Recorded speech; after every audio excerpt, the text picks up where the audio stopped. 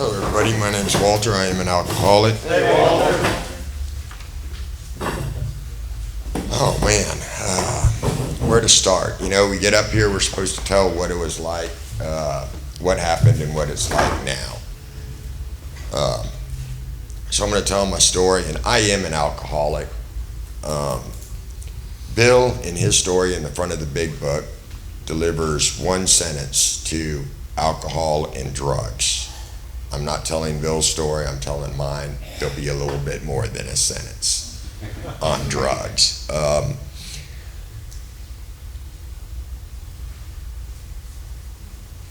grew up in a middle-class neighborhood in Houston, Texas. There's nothing, I hear so many tragic childhood stories, and you're like, no wonder these people drink. None of that's there in my past. No reason to send me down the road I went down. Had a great childhood, absolutely fantastic. My parents did get a divorce, I think right when I was coming out of elementary school, and used to go to elementary school till 6th grade, and then you'll go to junior high. And my year was the first year where 6th grade went to junior high. I was the trial class of kicking us up to a different school at a younger age. I'm going to tell this part of the story to let you know how addictive a personality I have. I could not have told you in 5th grade what marijuana looked like. I don't even think I had ever heard the word mentioned before. No idea at all. Sometime in the summer between 5th and 6th grade, and you fill in the age on that, I'm not sure what exactly that would be, there was a little ditch down in our neighborhood, and we put a board on the bottom, and we'll jump down and do crazy things on our bicycles. And some of the older kids there had dropped half a joint on the ground, and one of the older guys there knew what it was, and that was the first time I had ever smoked pot. Getting on the bus to go to junior high school, first day of school, I'll never forget this. My mom gave me the speech. I'm sure a lot of parents give their kids. When you get to school, there's going to be a group of kids you're going to want to avoid. You know, be careful. Watch who you hang out with. And me and 2 of my buddies, I think we smoked like 4 joints before getting on that bus. And everything was well and good until the bus got there and the doors opened up, and I know my eyes are red. I know we reek, and I'm getting on there, and I want to avoid the bus driver and have as little eye contact with him as I could. And I get on the bus, and I can smell the pot coming off me, and the bus driver looked at me, smiled, and put his thumb up. And I was like, okay. Now I'm walking down the bus, and I'm trying to find a spot where we can all sit together, and there's all these kids, and they're looking at me with this look in their face of, that's the kid my mom told me to avoid. That's all that was going through my head. And by the end of the first week of junior high school, I sold the bus driver, I think, a nickel bag. So there's the progression from 5th grade, not even knowing the word marijuana, to selling my bus driver a nickel bag after the first week of 6th grade. During elementary or junior high school, every now and then booze would come up, and every time I drank, I just threw up. I couldn't walk, I couldn't talk, I would throw up. It was absolutely awful. Couldn't understand why everybody liked it. And that was the case with me all through high school. I couldn't drink. I guess I never snapped that I didn't have an off switch even way back then. I just, too much every time. And I didn't like it. I never liked the effect produced by alcohol. I threw up and couldn't walk. It seemed like a waste of time and wasn't very fun to me. I did start doing a little bit of drinking towards my senior year, and I remember I already graduated. I was still at my mom's house, and I went out with some buddies, and one of the rare occasions that I did drink, and I came home, and I was hung over the next day. And my mom came in there and just started bitching, and I said, for the love of God, look, yell at me later. I got a hangover. Just leave me alone and let me sleep. And she wouldn't stop. So I grabbed a handful of things and went over to the guy I bought my pots from's house and moved in. He was a little down on cash. I threw him some cash his way. We went in partnership, and I got into the drug sales and recreational business.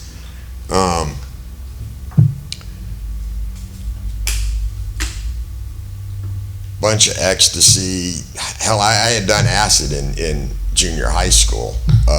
So that progression went really, really good.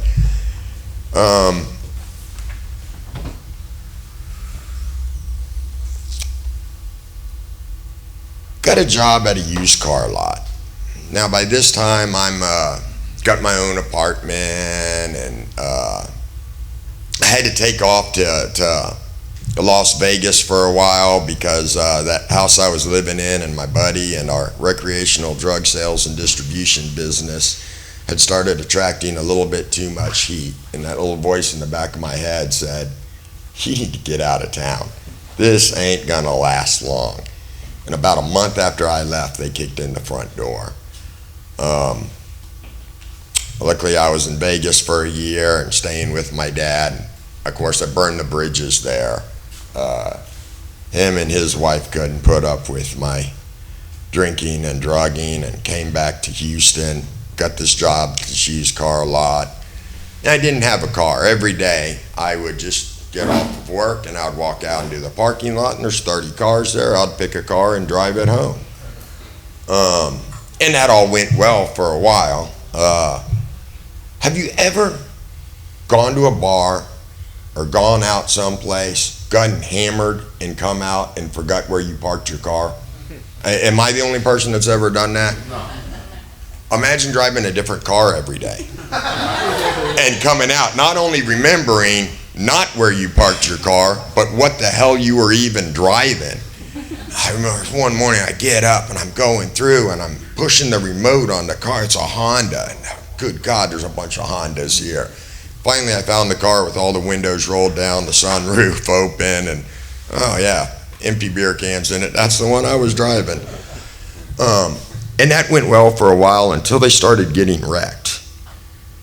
And you know, I'd wreck a car over the weekend. I'd drive it to the dealership the next day, and I'd pull it around to the body shop side of it, tell the body man to fix it, and tell my boss, oh yeah, put a dent in it. He's taking care of it. Just do a payroll deduct. Well, you do that once, twice, three. He finally said, Walter, you're not driving it. See that piece of shit trade-in that I just gave a guy $100 for? It's your car. I ran a lot of parts. I'd have to go get parts, and all the junkyards knew to save the rims for my car. I could not keep 4 straight rims. I would bounce off of curbs constantly. I would go out, I would drink at the bar till 2, 3 o'clock in the morning, come home, pass out, get up at 8 o'clock in the morning, and I would still be drunk the next morning on the way to work. I was horrible at work. Absolutely horrible. Couldn't get anything done. At lunchtime, I would go, and there was a bar 50 feet down the road from the car lot. I'd go in there, and I would order 1 beer and 2 shots of rum. I'd come back after lunch, and my boss loved me. You know, I hear people talking about getting the shakes in the morning. I never got the shakes in the morning. I was still drunk. They would come around noon. I'd get just enough alcohol in me, and I'll tell you, I can't tell you how many times I would tell myself, tonight when I get off of work, I'm just going to go home, stop, get a bite to eat, watch a little bit of TV, smoke a few joints, and get in and go to work. every freaking night I would be at that bar till closing. And I was at the bar one night and I'm drinking on a tab and I don't have any money to pay for my tab at the end of the night. And this guy walks in and he's sitting down bitching that the IRS called him and he had to write them $1,000 check and he was complaining about it. And I'm sitting here drinking on a tab that I can't pay for at the end of the night thinking, man, I wish I had your problems. You made enough money that you owed the IRS and all you had to do was write a check and you had the money in the account to do it. What's the complaint? Those are the problems I have today, y'all. And I remind myself of that. The problems I have today are the problems I used to dream of having. I started playing with, I'm an alcoholic who smoked a lot of pot. I tried cocaine one time and one time only for about 6 years.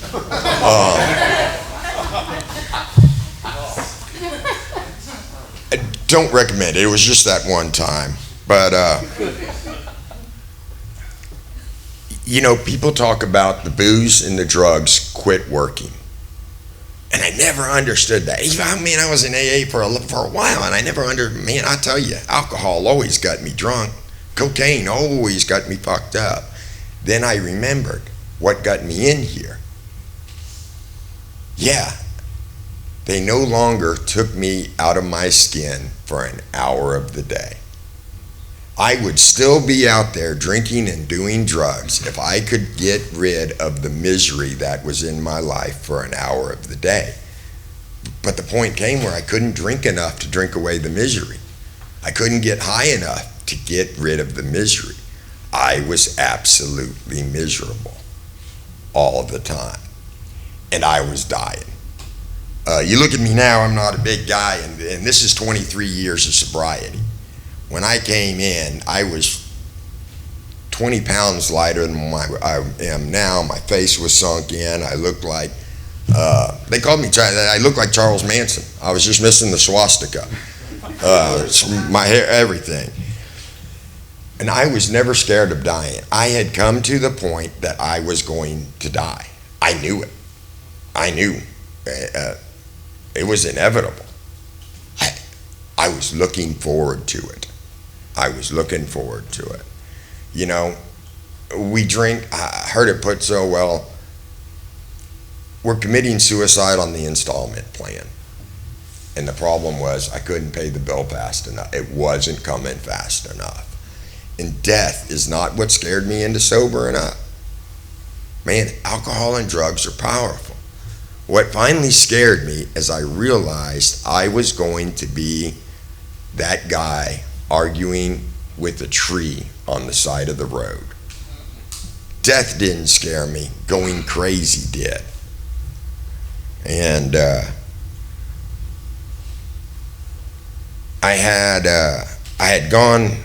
I worked for working for a different car lot at this time. I was a mechanic for this guy. And he liked me, and he gave me every break he could. And I couldn't get to work at 8 in the morning, so he changed my hours till 9. I couldn't make it at 9, so he changed my hours till 10. Couldn't make it at 10. And he had fired me, and he'd rehire me. And he finally rehired me one time, and he said, Walter, only reason I'm going to hire you, but there's a alcohol place down the road. And every day when you get off work, I'm driving you there and you're going to make a meeting. And I walked into this place and I remember working the steps in about 5 minutes on the wall. You know, I don't need this one. I don't need that one. Personal inventory, I'm a pretty good guy. Yeah, that's done. Anything with God, that's not going to be in there. And I remember sharing in the meeting that crack cocaine cured my alcoholism. I mean, you only got $20. What are you going to spend it on? And I slowed down. I slowed down for a little bit. but I never stopped. And then of course, I went out on this huge bender, and I walked back in there. I think I had been fired. That bender, I took a customer's car and I didn't return back to work for 3 days with it. Not even a car on the lot for sale. Somebody brought it in for repair, and I kept it for 3 days.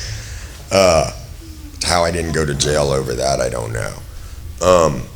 But I go back in there and I walk in, and I'm defeated this time. And I walk in, and this guy looked at me. I don't know what his name is, never seen him again, like to thank him. But I walked into that meeting, and he said, "Buddy, there are a lot of people who walk in here and they get themselves a sponsor and they work the steps and they stay sober for the rest of their lives. You ain't got a chance.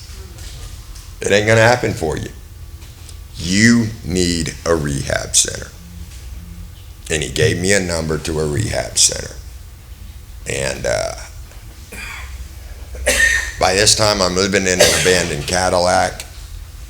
I used to tell people I was living in a Cadillac, and they're like, "Ooh, high class." And I'm like, "No, I took the front seat out so my living room would be bigger."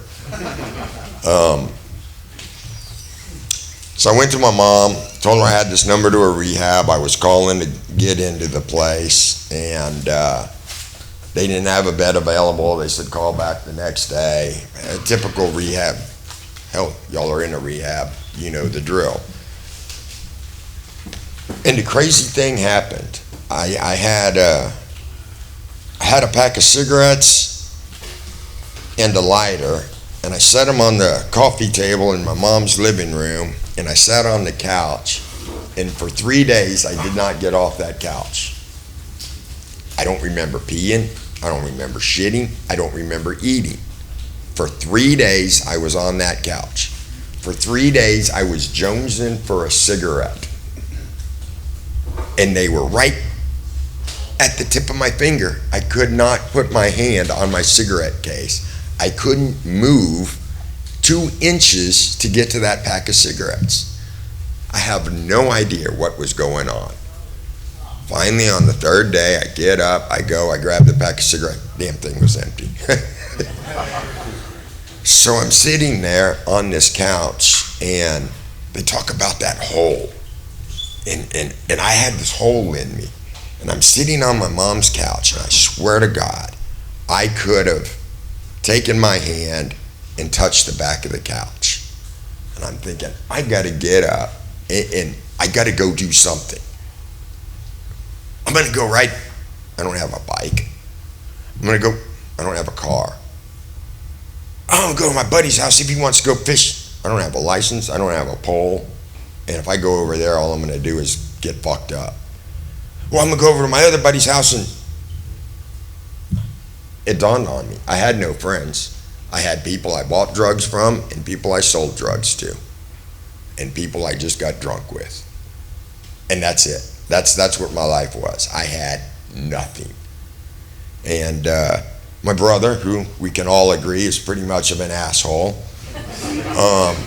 but he does have a little bit of sobriety. My mom told him I was crashed on the couch. He wasn't real happy with that she had let me in the house at all. And he had shared in a meeting that afternoon that I was looking and trying to get into a place. And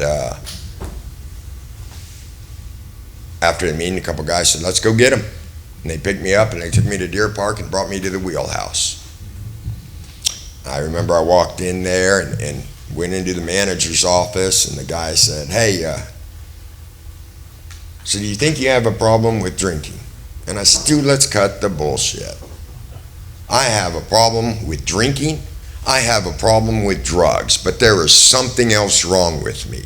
I know what is going to happen every time I drink. I know what's going to happen every time I do drugs, and I do it anyway. Y'all need to get me some psychological help." And he laughed at me and said, "Go read the doctor's opinion for a week and get back with me." And there it was in the doctor's opinion.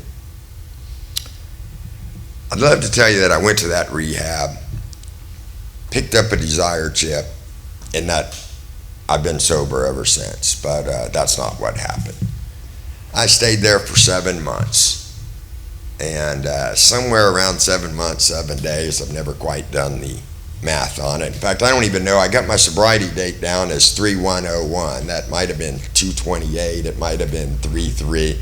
I don't really remember. That's just the number I picked at the time. Within a couple of days of that. But after 7 months, I went back out. And I thought I was doing everything right. And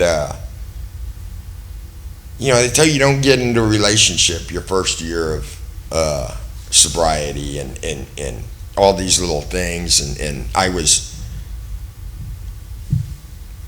seeing two different women. I had a friend with benefits who lived right next door to the wheelhouse. I'd go over to her apartment every night after wrap up, and we're supposed to be in at like 10 o'clock at night, and I'd come in and I would write down that I came in at 10:15. I'm being honest.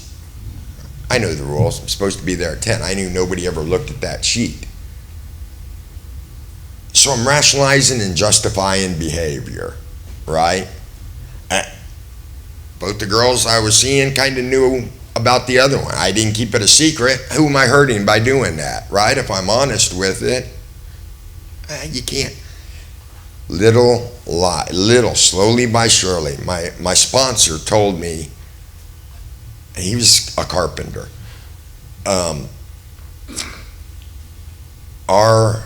you see oak trees, when the wind blows, they go over all at one time. Pine trees bend in the wood. And he said, the principles we live by are not pine. They don't bend. They're like an oak tree. You're either doing them or they're going down in the wind. They're not going to bend and stay standing. And I find that to be true. So I went back out. I went to another recovery center because apparently you can't relapse. I relapsed for 24 hours, y'all. Good part of the story. I do not understand, for those of you who have relapsed and gone out there for 6 months or a year, I was out for 24 hours. Within 4 hours, I was broke, unemployed, homeless, and just as miserable as I was when I came to that detox center. That fast. I was ready to come back in. So they sent me to another rehab, and I did everything I would tell somebody not to do. I was there for a week, and they wanted me to commit myself for 6 months and sign the paperwork. I said, you know what? I just spent 7 months in a detox center and got messed up. I can stay sober in a secure environment. If I'm going to sober up, I'm going to do it in the real world. And I walked out of that rehab. No job, no money, no place to go. That friend with benefits that I had that lived in the apartments next to the wheelhouse, I asked her if I could stay a couple of nights till I came up with a plan. And by the way, that's where I ran straight back to. I caught the 8 o'clock meeting at the wheelhouse, and I went over to her apartment. And she said I could sleep on her couch. I never slept on her couch. And they tell you don't get into a relationship your first year of sobriety. Don't, because that friend with benefits, her name is Linda, and we've been married for, we've been together. I'm sober for 23 years, so we've been together for 23 years and married like 19 of them. So watch out with getting into a relationship right off the bat in sobriety. You might wind up married.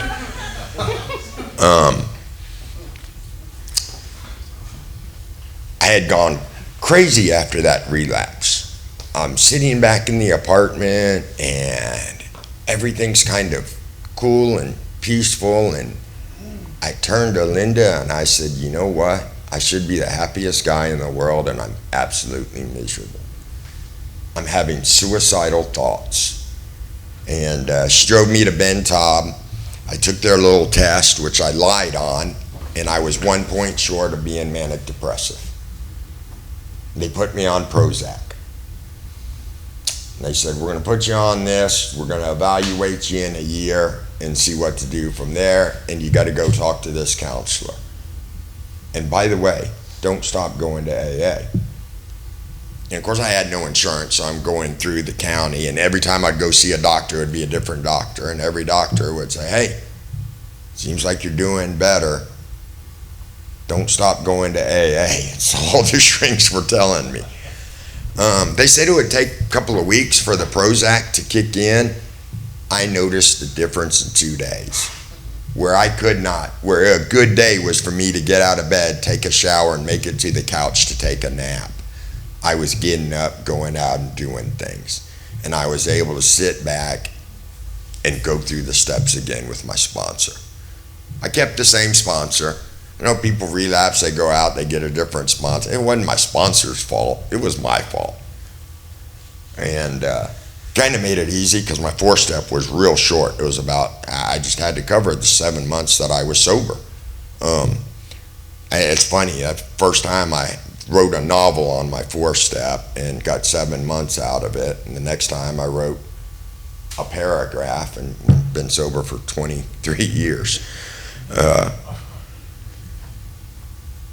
So working the steps, you know, nobody can call you an alcoholic. A lot of people have, but until you know that, that's something for you to do. Step one. But there's a second part of that, is that our life has become unmanageable. And I love asking people, what is the unmanageable part of your life? Oh, I can't stay in a relationship, I can't hold a job, I don't have any money, bop, bop, bop, bop, bop. And if you're working these steps and you're not, I never understood any of the steps till I was much farther along in them. I did not understand what was unmanageable in my life until I did my 4-step. And on my 4-step, I had to list my fears. And the biggest fear I had was the fear of not being happy. How did that manifest in my life? Every dollar I made, every woman I was with, every joint I smoked, every beer I drank, every hit of whiskey I did, every action I took, every lie I told, everything I did from the time I came through in the morning till the time I passed out at night had one sole purpose: to make me happy. Homeless, 2 attempts of suicide, washed up at the age of 30 and absolutely miserable. What is more unmanageable than doing everything you can do to make yourself happy and winding up in the exact opposite direction of being completely miserable? What's unmanageable in my life is I have no idea what happiness is or how to go about getting it. Step 2, came to believe that a power greater than myself could restore me to sanity. I was going to avoid this whole God deal. And my sponsor pointed out that I didn't have to. He said it's a came to believe. Doesn't mean right here, right now. Somewhere along this journey, you will. The more important part of that, to restore us to sanity, is to understand that you're insane. When I went into that rehab and I said, there's something else wrong, I know when I do and when I start drinking, what's going to happen? I'm insane. So all I got to believe is at some point, something's going to return me to sanity. And I got to step 3, and I had written out 2.5 pages on step 3 on turning myself over to God. I want to make sure I read it right, because I got it one way in my head that I worked the step, and it's written a different way. And it says, make a decision to turn our will and our lives over to the care of God as we understood them. What's our will in our lives? Our will is our thoughts, what we want to do. Oh, I'm going to buy my mom the best Mother's Day gift this year, and spend all your money on dope and don't even go see her. Our lives are our actions. We are what we are today because of the actions that we've taken. We will be tomorrow from the actions that we take today. That's kind of how I look at that step. And I remember I wrote out this big thing, and I told my sponsor, I said, what if I turn myself over to God and he has me wearing a robe in some cave chanting all day and makes me a monk? And he said, hey, I don't think that's going to happen. And B, if that does happen to you, I think you'll be happy. Okay, I have no idea what's going to make me happy. And he said, quit complicating step 3. It's just a decision. If you're turning your will and your life over to the care of God, it's doing what you'll think you'll have him do your 4 step. All step 3 was a decision to work the rest of the steps. Like I say, all these steps are going to change, to me, changed meanings as I went through them. Means something else different today to me. But at the time, that's what I could grasp onto. And I had avoided at that detox I was at, you had to pray every morning and every night. They didn't have a bed for me when I got there, so I was sleeping on the couch right by the manager's door. Every night the manager, everybody would go up to their rooms, and I'd be on this couch, and the manager would walk by and would stop and stare at me, and I'd have to get down on my knees. And well, okay, I don't know how long a prayer it takes to take. He's still staring at me down here. How long do you pray for? How long is this going to take? Okay, all right. He walked in. I guess that's how long prayer takes. And I'd go to sleep. Well, I got sick of doing that. And I finally started praying to Fred. Hey, Fred, I don't know who you are, where you are, but I'm supposed to ask you to keep me sober today. Fred, I don't know who you are, where you are, but I'm supposed to thank you for keeping me sober today. And I told my sponsor I had gotten around the God issue, and I'm praying to Fred. And he said, man, most spiritual person I know, you're already on a first name basis with your God. And that irritated me. And then it dawned on me much later, y'all, I'm an idiot. I really am an idiot. I do some of the most genius things and don't even realize it till later on. What I realized is I've never met a Fred that intimidated me. Everybody that I have ever met in my entire life named Fred has either been a really nice guy or I could kick their ass. Very unintimidating. And I didn't realize my first concept of a power greater than myself was unintimidating.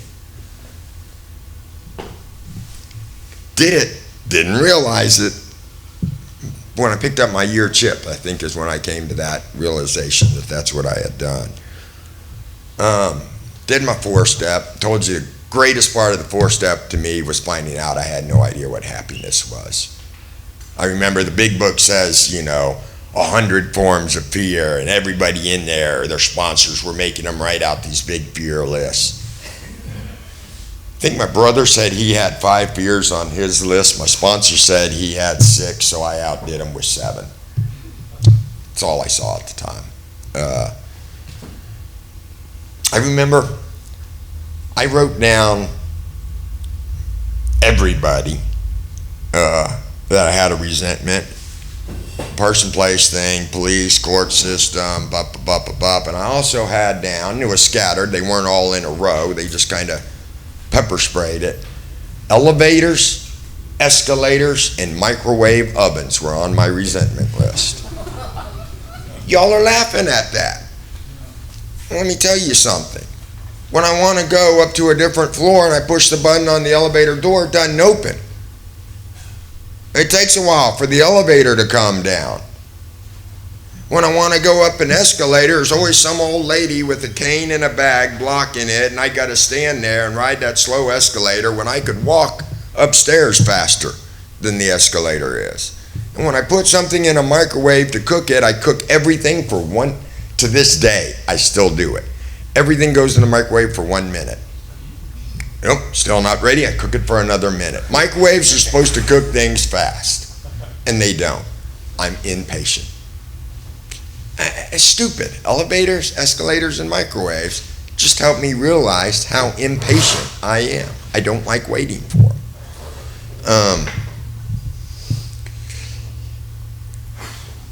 A lot of people say when they did their fifth step that they had this weight lifted off of them. I felt worse. Writing it down was one thing. Telling somebody else, I did not like myself after my fifth step. I got no relief at all. None. I felt worse. It really drove home how many people I hurt. You'd think writing it on the 4-step would, but saying it out loud just made it worse. I did that little hour of meditation and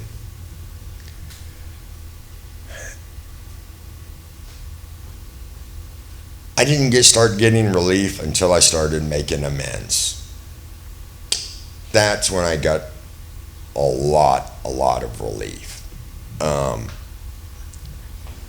And I had this big amends list written out, and it was a daunting task to have to go. And me and my sponsor sit down, and I figure we're going to prioritize things and put them into the categories of what I can do, what needs to be postponed. And he took the entire list, crumbled it up, and threw it in the trash can. You're going to make amends to your family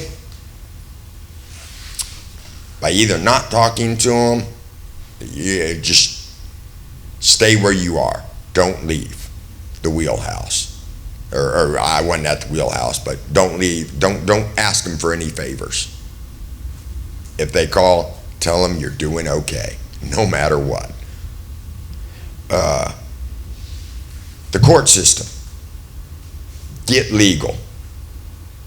Any extra money you have needs to go towards paying off warrants. And he says, God and yourself. In a year, come back to me and we'll talk about them some more. And that kind of lifted a huge load off of me. You know, I don't have to make all these amends right away. All I've got to do is stop creating wreckage, is really what his point was, and get legal. And I remember I got all my warrants paid off by not listening to his advice. My dad offered to pay my warrants off, and my brother offered to take a day and literally drive me to all the little towns around Houston that I had warrants in that I had to pay. And I paid him and got my driver's license. And I remember the first time I got pulled over, I was going to Kemah. I was going to go fishing or something. I was meeting my sponsor to go fishing, and I'm going over the Kemah Bridge a little too fast, and a cop pulls me over. What a relief. Y'all want to talk about a spiritual experience? I want to say 16, 17 tickets and or arrests for driving on a suspended license or expired license. Suspended, expired, yada, yada. Same thing to me. To get pulled over and be able to pull out a driver's license and an insurance card and yeah, officer, you want to search the vehicle? There's nothing. I think that cop freaked out. I don't even remember if I got a ticket or not. I think he let me go with a warning just because I kind of freaked him out. But you want to search the vehicle? I'd love to tell you that full insanity has been restored. Kind of go on making these amends. Let me get on to some of those. That guy that I worked for that said he hired me for the third time and was taking me to the meetings, one of the other things he thought would help get my life back together again is he saw that I was always broke and I had no way of saving money. So he'd pay me half my paycheck in cash, and then we had a joint checking account that the rest of the money went into that was supposed to be a way for me to save money. You know, you can write checks without money in an account. I had wound up writing hot checks. I thought it was somewhere in the area of $300 maybe.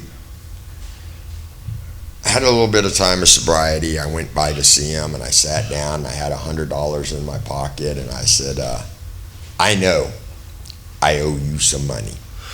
And I said, the best I can do right now is $100 bill, and I can promise you I can give you $100 bill a month.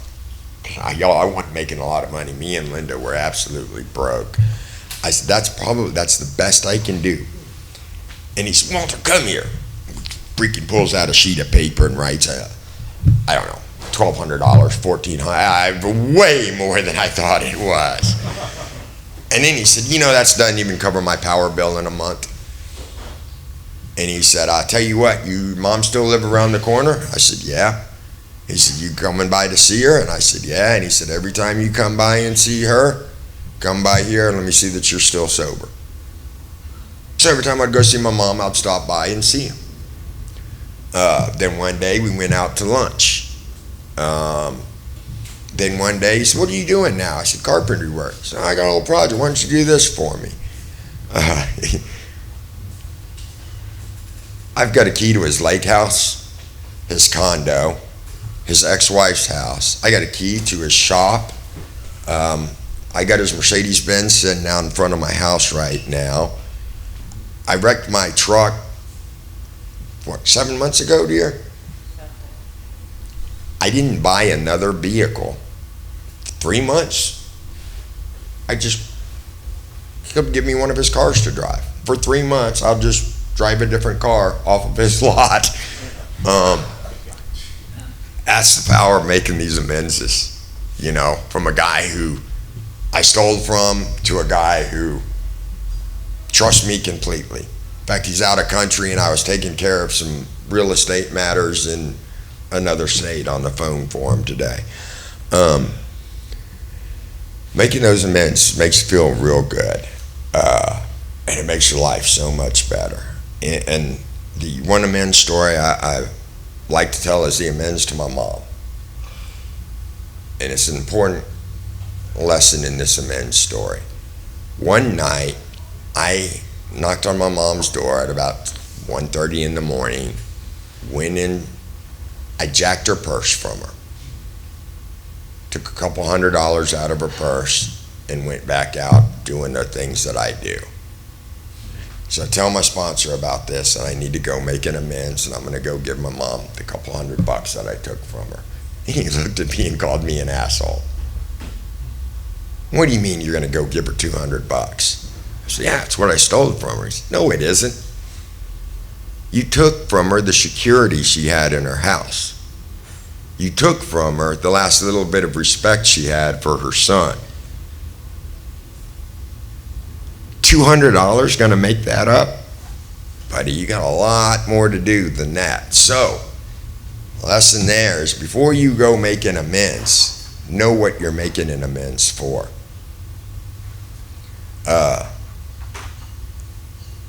I have a key to my mom's apartment today. I made that amends. A lot of these amends are just living amends, is doing the next right thing. Working with others, that I remember meditation and continuing to take personal inventory is, of course, something you do all day long. And to kind of get into the habit of it, my sponsor made me write down, take a piece of paper, put a line down the middle, and every night before I went to bed, I had to write down one thing I did bad that day and one thing I did good that day. Because you can't always just look at the negative. You got to give yourself a pat on the back for good things. And I remember one of the things I had written down was I wanted to punch a guy in the mouth. And the good thing I did that day was not do it. That simple. And all I had to do that for was 30 days. But if I missed a day, I had to start all over again on day one. It took me about 4 months to get 30 days in a row. The funny part is I can't lay my head down at night without an imaginary piece of paper in my head with that line, and one good thing and one bad thing. And do I owe somebody an amends for it?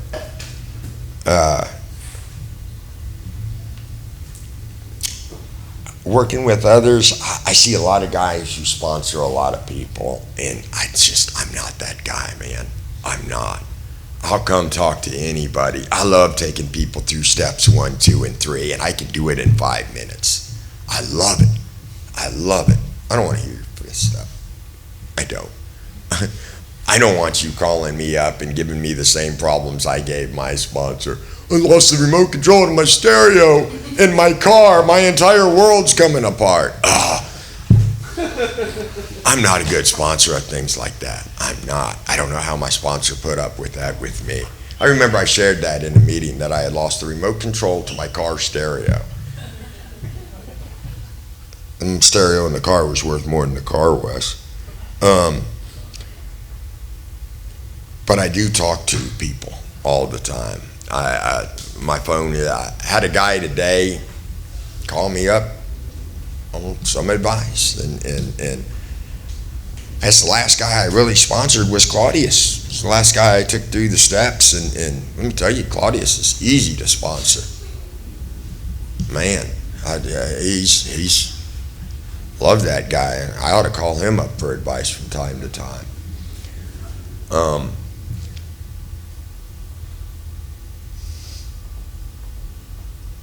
I like to say, am I looking at that clock right? Is that 10 minutes still, or? Okay. One of my favorite shares is that this hour right here that we like to call an AA meeting is the time when we don't have to do AA. You know, people come in, you tell them make meetings, meeting makers make it. Well, they do. You have to. Make meetings. I made a shit ton of meetings. First 3 years of sobriety, I lived next to a detox center. I'd wind up over there when I didn't want to. I'd just smoke a cigarette on my front patio, and 4 hours later, I'm been at the wheelhouse and didn't even realize it. But this hour a day is not when we work AA. This is when we come and we share our experience, strength, and hope. The other 23 hours of the day is when we have to work this program. The other 23 hours of the day is when I have to ask myself, who's the alcoholic in this situation? Who doesn't know how to handle things correctly? I am. Who's the one who ought to? And my wife will probably tell you I'm not doing a good job of it right now, and I don't claim to be perfect at doing things, at working these steps. I've done some stupid things in sobriety, and I'm not talking about early sobriety. A couple of years ago, I had a car with a low tire, and I stopped to inflate it at one of those coin-operated machines, and I go inside the place, and I don't have any quarters, and I ask the guy, I'm like, hey, my tire's low. I need to inflate my tire. Can I get some quarters? That guy gives me change, and I go out there, I put it in the machine, and it doesn't work. I go back in there and I'm like, hey buddy, the tire machine doesn't work. And he says, yeah, I know.